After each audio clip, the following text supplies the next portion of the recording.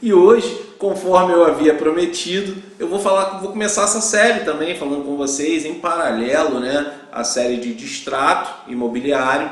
Eu vou falar com vocês também sobre a questão da execução de título extrajudicial, que é uma ação judicial que é utilizada para cobrança do devedor. Só que hoje eu quero falar aqui um pouco, do outro lado, dos embargos à execução, que é a peça justamente utilizada pelo devedor para que ele possa se defender na execução, tá bom? Fica aqui comigo que logo depois da vinheta eu vou falar tudo sobre isso.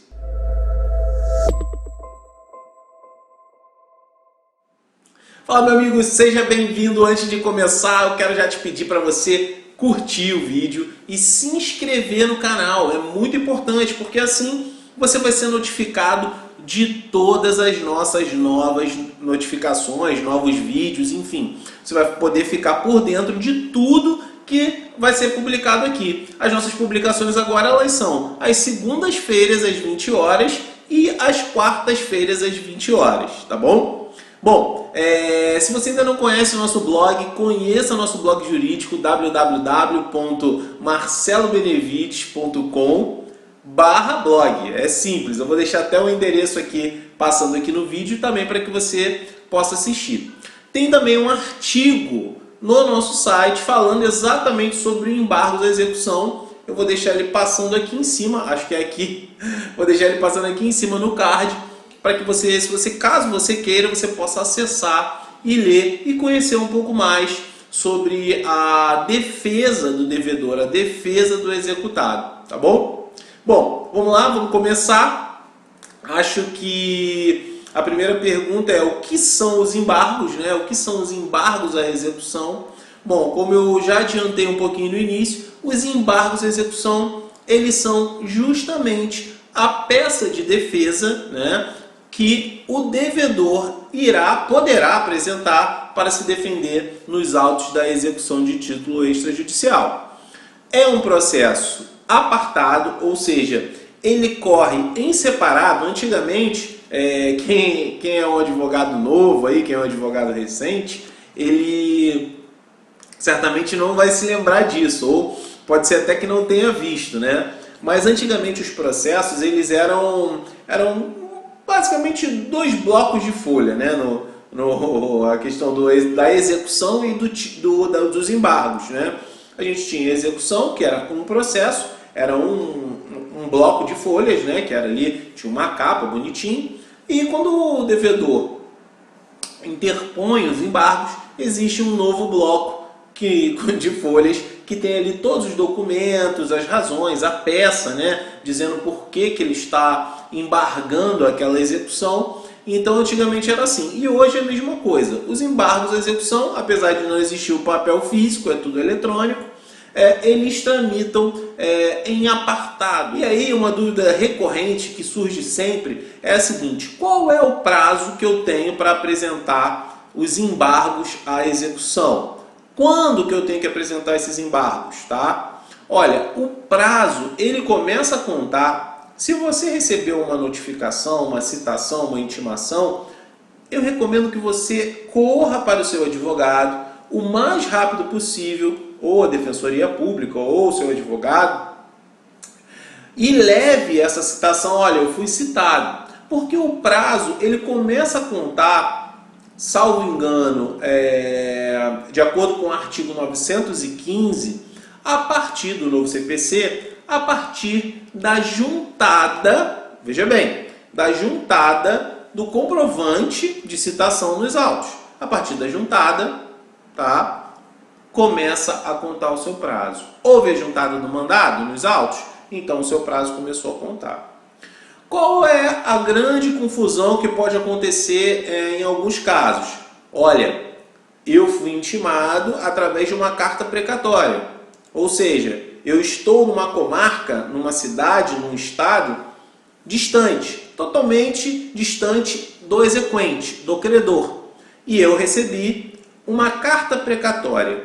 Essa carta precatória, de acordo com o novo Código de Processo Civil, ela tem que ser remetida para o processo original. informando, né, para a execução, né, informando lá na execução o seguinte: olha, foi citado o fulano, foi citado o ciclano.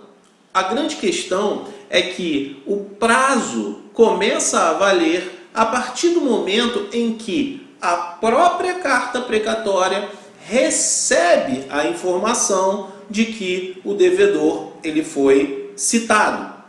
Então veja bem, se eu tenho um credor que está no Rio de Janeiro e eu tenho um devedor que está em São Paulo, lá em São Paulo vai ter um processo, porque essa carta precatória ela também é um processo.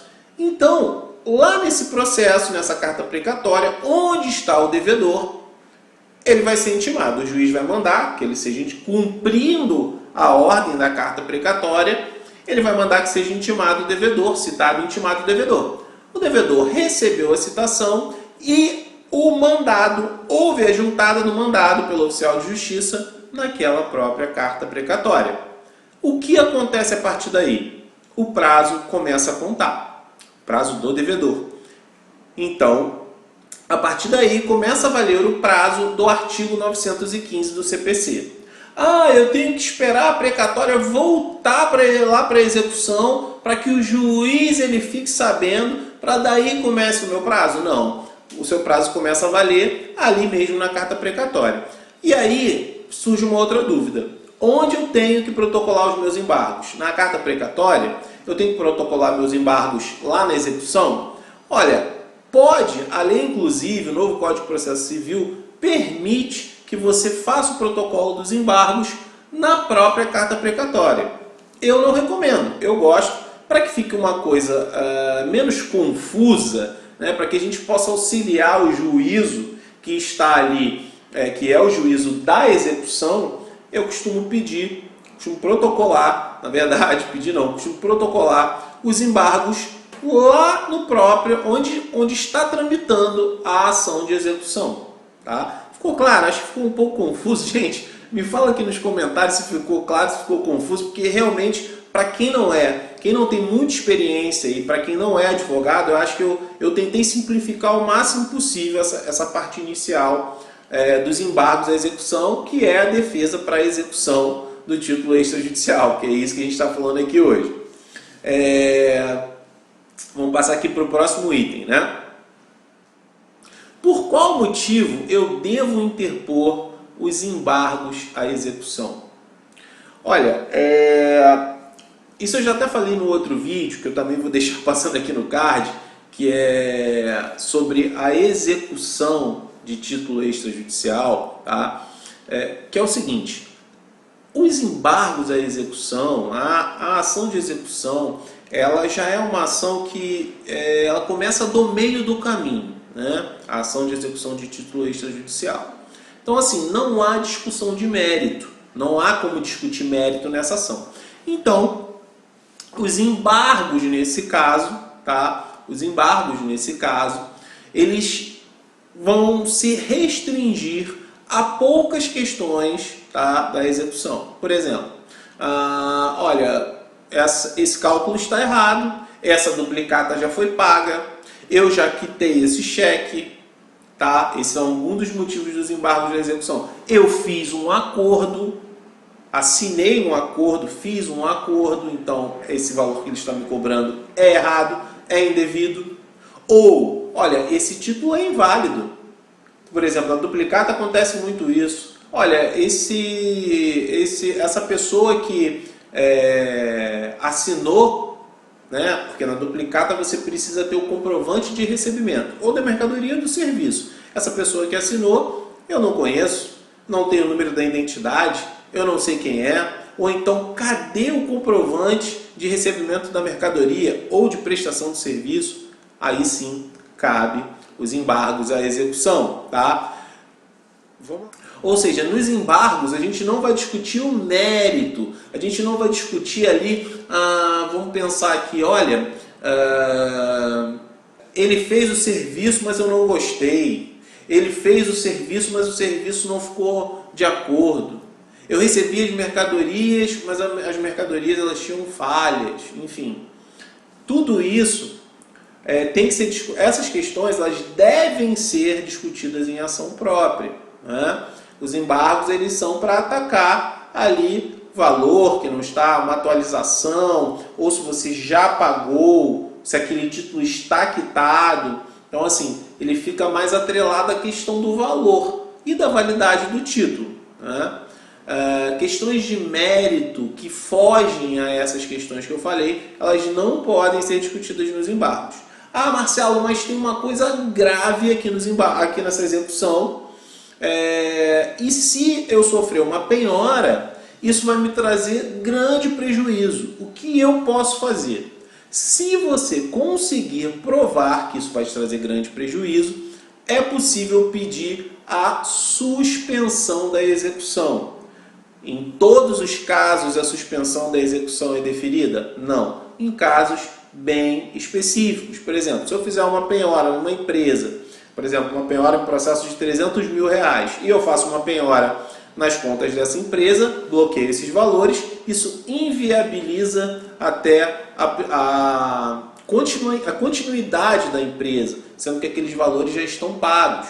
Então, há uma comprovação. Então, assim, não é automático entrei com os embargos e a suspensão, a paralisação da ação de execução. Uma outra questão muito importante que deve ser levantada é que a questão dos embargos à penhora, tá? Que ela fica, se eu não me engano, é artigo 917 do novo CPC. Os embargos à penhora, eles devem ser, ao contrário dos embargos à execução, eles devem ser protocolados no próprio processo de embargos à execução, tá? E comunicando que a incorreção dos valores, que o valor está maior, que esse valor penhorado ele não está correto, ele não reflete a realidade. Então, é possível sim embargar a penhora de acordo com o novo CPC, mas lembrando que essa petição ela deve ser protocolada nos próprios embargos à execução. E não só pode ser impugnado os valores, como também pode ser impugnado a avaliação do bem. E o prazo por embargos à penhora também é de 15 dias. Então, partindo aqui para o último tópico relacionado aos embargos, tá? É que os embargos, eles são, como por serem um processo autônomo, então é importante você estar atento que nos embargos você pode ser condenado ao pagamento de custas e honorários de sucumbência, tá? Então, fica ligado nisso, porque tanto na execução quanto nos embargos vão haver condenação em honorários e custos. É isso. Espero que você tenha gostado desse vídeo. Ficou um pouco longo, mas tem muito mais coisa para a gente falar aqui sobre os embargos à execução. Eu tentei pegar alguns pontos mais polêmicos, algumas coisas que eu acredito que sejam relevantes, mas se você ficou com alguma dúvida, deixa aqui nos comentários para mim, que assim que possível eu vou responder. É isso, um grande abraço e até o próximo vídeo.